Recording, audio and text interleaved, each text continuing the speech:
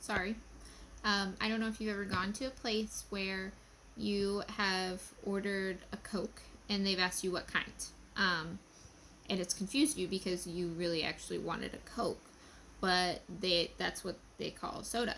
So, all to say that you really have to consider your audience, and even though it can take an extra second to consider, especially should take more than an extra second if you're talking to clients, but to consider who your audience is, and what is going to attract their attention, um, and how successful your message is going to be. So, regardless of what type of message you're communicating, um, whether you're promoting a sale, whether you are discussing an incident with your boss that happened at work, whether you're discussing an incident with a coworker, whether you're sending an email to a client apologizing that something's out of stock, if you are reporting a incident in the workplace to HR, regardless of what your communication is and what the purpose of your message is, your tone should always be professional. It should always be positive and neutral. We talk about it being neutral because when people say that your tone should be positive, that is true. However, you can be too energetic and upbeat. So, for example, in an email, you don't want to put a whole bunch of exclamation points in your email. And depending on who you are, that's so easy to do. And I'm one of those people where I have to go back and make sure that I didn't put too many exclamation points, because then it sounds like you're really excited all the time and this is what is going on and aren't you excited? Okay, it's annoying, right?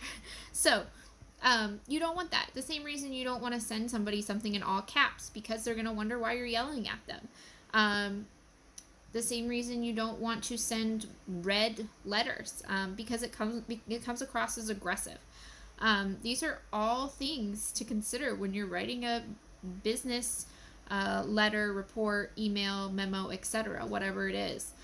You want to consider your tone and how it comes across, and your tone partially comes across in digital communication and written communication through your use of font, through your use of exclamation points, question marks, the color of your font. All of these things can affect your communication. So even if you didn't mean it that way, it can still be taken that way. So, like I said, I always, when somebody sends me an email in all caps, I'm like, why are they yelling at me? I didn't do anything. And obviously, especially as an English and communications instructor, I understand that that's not usually what they meant. They didn't mean to yell at you, because a lot of times it's really a nice message that it's sent in all caps, but the caps are distracting. And so it's distracting from your message, even if your audience doesn't consider it to be yelling, it's still distracting. So, the things that you need to ask yourself when you're writing an email, when you're writing a memo, when you're writing a report, a proposal, whatever it is this getting my message across to my audience? Who's my audience? For example, in your resume, I always suggest that people update their resume for each individual job, because each job has something specific they're looking for. And if you can figure that out, and you're able to offer that as a potential employee, you want to highlight that on your resume. And so changing your resume for your audience makes a huge difference. It can make the difference on whether or not you get that interview. Same thing in a cover letter. If your cover letter is too overwhelming, if you bold a whole bunch of things, if you capitalize a bunch of things, then you risk losing your audience. You risk them not looking at it or reading through the important things. So, this is all important things that you need to remember when you're communicating in the workplace. So, it's really important now, especially because social media has taken over pretty much our culture and our communities. So a lot of our community now is found online. We interact daily, multiple times a day, usually online and in social media, and social media can make or break your career. So even when you're not in the workplace, you want to consider who your audience is, who's looking at your social media accounts. Because I guarantee you that in general, people that you don't think are looking are looking. Employers look to see, often potential employers look to see who, what your presence is online. And a lot of times these days, if you don't have an online presence, they'll pass you over because to them it looks like you can't effectively communicate online or globally. And media communication and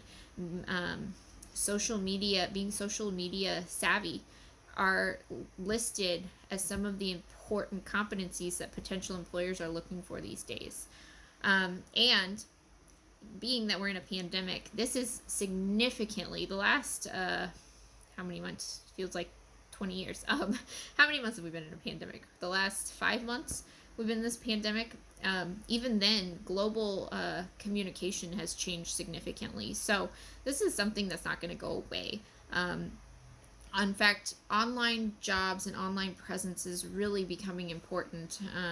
And a lot of business experts are suggesting that anybody who can not only create online presence for themselves, but do some kind of lucrative